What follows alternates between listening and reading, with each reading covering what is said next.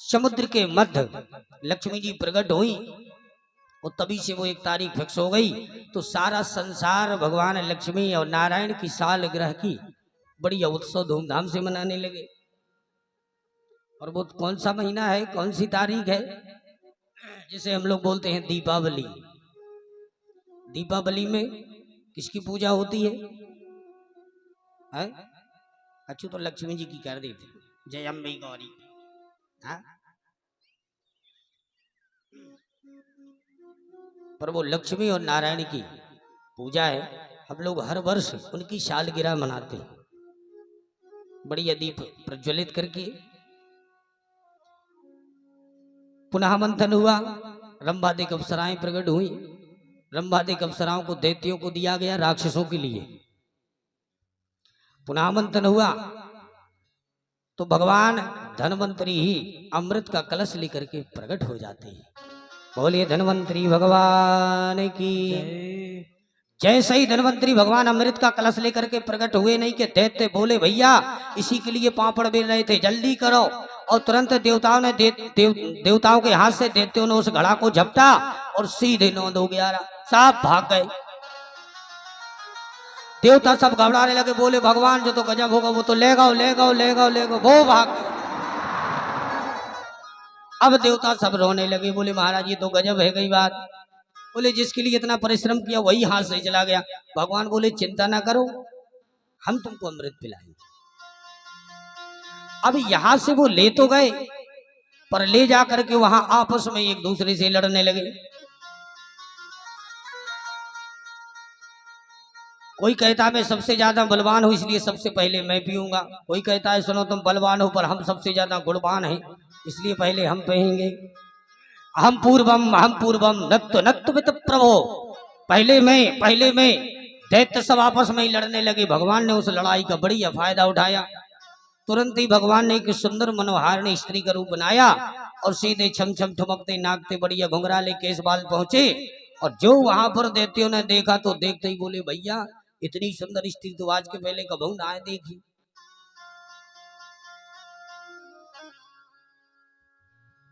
वहां से दैत्य जैसे ही प्रसन्न हुए, नहीं कि दैत्य वहां से आए बढ़िया स्त्री के पास, बोले देवी जी आप कहां से आई हो, कौन हो? देवी जी बोली भैया हमसे पूछे वाले पहले तुम तो बताओ तुम कौन हो?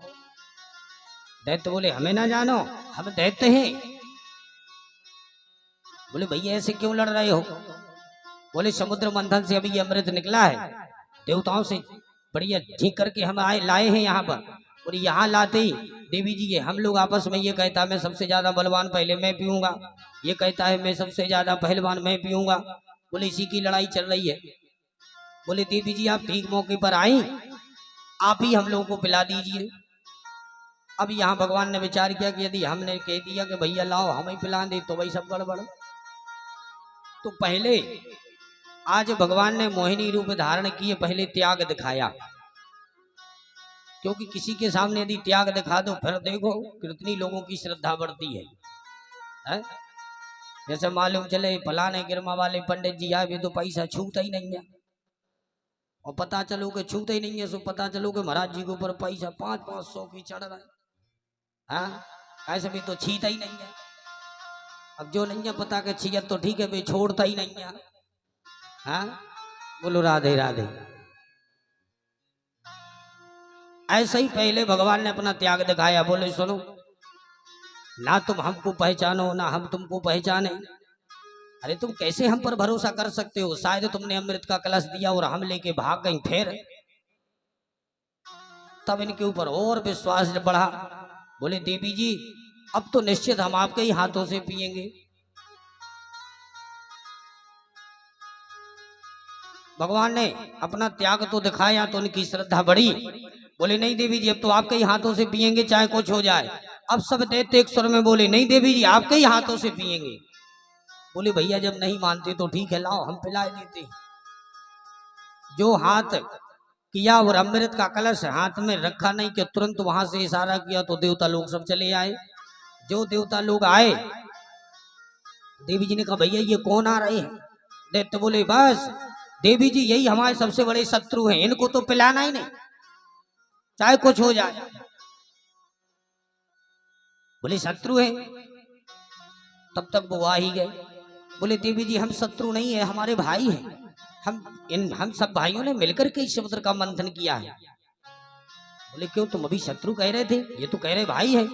बोले हाँ देवी जी हैं तो हमारे भाई, पर सबसे ज्यादा शत्रु हमारे जैया है। बोले नहीं तो दैयो ही नहीं एक बूंद। अब बड़ी विडंबना हुई, समस्या बड़ी कठिन है, तो हल कैसे हो? तो भगवान ने अपनी विद्या चलाई। बोले सुनो, अरे ये अमृत है, आखिर है तो तुम्हारे भाई, चाहे शत्रु हो चाहे कैसे भी हो, मिल बांट करके आपस में ही पियो। फिर चाहे जितने लड़ाई झगड़ा होत्र में, हथियार लाठी कुलाड़ी फरसा कैंची चाकू चाहे जो चलत रहे, मर बीमारों को नहीं है। बोले क्या दिक्कत है, मिल बांट के खाओ पियो। बोले देवी जी लेकिन देना नहीं ज्यादा ज्यादा, थोड़ा थोड़ा देना। फिर क्या हुआ? बोले ठीक लाइन लगाओ। और जो लाइन लगा करके देवता एक लाइन में और दैत्य सब एक लाइन में। और जो अमृत के घड़ा को जो देखा नहीं, तो देखते ही अपनी भाषा फिर बदल ली। बोले देवता और दैत्य सुनो भैया, इसमें तो है गाढ़ा गाढ़ा नीचे और पतला पतला ऊपर। अब दैत्यों की खोपड़ी घूमी। भगवान बोले ठीक है दैत्य लोग, पहले तुम ही लोग पी लो, पत्र पत्रो तुम पी ले, गाढ़ो गाढ़ो इन्हें पिया दे। सोई देते बोले महाराज जो तो गड़बड़ हो जाए देवी जी, ऐसा करो पहले पत्रो पत्रो इन्हें पिया दे, फिर गाढ़ो गाढ़ो हमने पी ले। अभी यही तो है देतियों की खोपड़ी कितनी। अमृत कभी गाढ़ा पतला होता है? देवतियों ने जो कही के पतला इनको पिला, भगवान बोले ठीक है। अब भगवान ने अमृत पिलाना देवताओं से स्टार्ट किया, और जो पिलाते जा रहे हैं, और भगवान अपनी माधुर्य मूर्ति का जो मुस्कुराते देवतियों की तरफ देखती जा रही हैं, तो दैत्य सब माधुर्य मूर्ति को ही देखते गदगद अपना होश गंवा बैठे। बोले देखो तो कितनी सुंदर हैं, क्या घुंघराले बाल हैं, क्या लटकती चाल है, बस यही सोचते जा रहे हैं। और बढ़िया मोहिनी भगवान मुस्कुराते जा रहे हो, देवताओं को अमृत पिलाते जा रहे हैं। पिलाते ही जा रहे थे अमृत के इतने में एक दैत्य का नाम था सुरभानु। सुरभानु बड़ा बुद्धिमान था, उसने विचार किया कि अमृत ना गाढ़ा होता है ना पतला, ये तो कोई हमें लगता है कि छल हो रहा है। तो तुरंत उसने देवताओं जैसा रूप बनाया, और रूप बना करके सीधे चंद्र और सूर्य के बीच में जाकर के छुप गया। जैसे ही छुप गया, भगवान तो पिलाते ही जा रहे थे तो उसको भी पिला दिया। सूर्य चंद्र ने इशारा किया प्रभु ये देवता नहीं, ये दैत्य है। जो इशारा किया नहीं, तो भगवान ने तुरंत ही चक्र सुदर्शन से तुरंत उसका स्वरूप छादन कर दिया, और अमृत का कलश लेकर के 9-2-11। जैसे ही 9-2-11 हुआ, भगवान वहां से, अब यहाँ पर सुरभानु नाम का जो दैत्य था वो मरा नहीं, क्योंकि उसने अमृत गटक लिया था, पर 2 भागों में परिणित हो गया, और उसी का नाम हमारे नवग्रह में वो 2 जगह बैठ गया। कहा उसका नाम क्या है? राहु और केतु।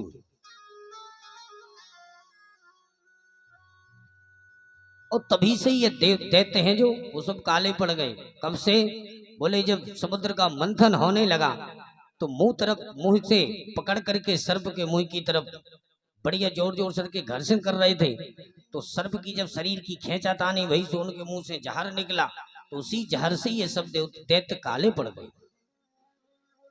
जैसे ही भगवान अमृत का कलश लेकर के गायब हुए, नहीं के दैत्य बोले भैया मारो पीटो इन्हें, एक उन्हें भग पावे। तुरंत दैत्य और देवताओं में महासंग्राम होने लगा। छिड़ गया देवासुर संग्राम। जैसे ही देवासुर संग्राम छिड़ा नहीं कि अमृत को पान करने से देवता सब अमर थे, इसलिए वो विजय को प्राप्त हुए, और दैत्य सब मूर्छित होकर के जमीन में गिर पड़े। सीधे यहां से देवता पहले जाकर के और सीधे स्वर्ग में अपना राज्य जमा बैठे। शुक्राचार्य को मालूम चला, तो शुक्राचार्य वहां से दौड़े भागे आए, मृत संजीवनी विद्या को पिला करके समस्त दैत्यों को पुनः पुनर्जीवित किया। और शुक्राचार्य जी बोले सुनो भैया दैत्यों, ये जो भगवान विष्णु है ना, ये बड़ा छलिया है। यदि इसको प्रसन्न करना है तो ब्राह्मणों की सेवा करो, ब्राह्मणों की जितनी सेवा करोगे, ब्राह्मण यदि प्रसन्न हो जाए तो समझ लो कि ये छलिया फिर तुम्हारा कुछ नहीं कर सकता। फिर क्या हुआ महाराज, सीधे जाकर के बलि को जब मालूम चला तो बलि ने गंगा के किनारे 100 यज्ञों का संकल्प लिया और संकल्प लेकर के एक से एक यज्ञ करना प्रारंभ कर दिया। भगवान दो मुखों से बहुत जल्दी प्रसन्न होते। दो मुख कौन है? एक ब्राह्मण और एक अग्नि। अग्नि में जब हम लोग बोलते हैं स्वाहा, तो जैसे ही अग्नि में हवन करते हैं और जब हवन डालते हैं स्वाहा बोल करके, तो भगवान बहुत जल्दी प्रसन्न होते हैं। ये भगवान के लिए दिया जाता है। और दूसरे पंडित जी जब मुंह से कहें आहा, वो भी आहा कैसे के, वही को भी उपाय है। पंडित जी के बढ़िया 2-4 न्योते करो, अच्छा चकाचक माल पुआ रबड़ी रसमलाई खीर बढ़िया खुआओ, और जैसे ही खा पी के पंडित जी को पेट डमाडम भर जाए, वो डकार लेके मूछन पे हाथ फिर के पेट पे हाथ फिर के जब कहे आह जजमान तुमने तो आज कल्याण कर दो, और जैसे ही पंडित जी ने आह कहने के भगवान अति खुश। हाँ, तो अग्नि में स्वाहा और ब्राह्मण के मुंह में आहा, यदि ये दोनों के मुंह से निकल जाए तो समझ लो भगवान अति शीघ्र प्रसन्न हो जाते। तो आज राजा बलि ने दोनों ही कार्य करना प्रारंभ कर दिया। आज गंगा जी के किनारे यज्ञ करना प्रारंभ किया। एक से एक यज्ञ होते जा रहे हैं।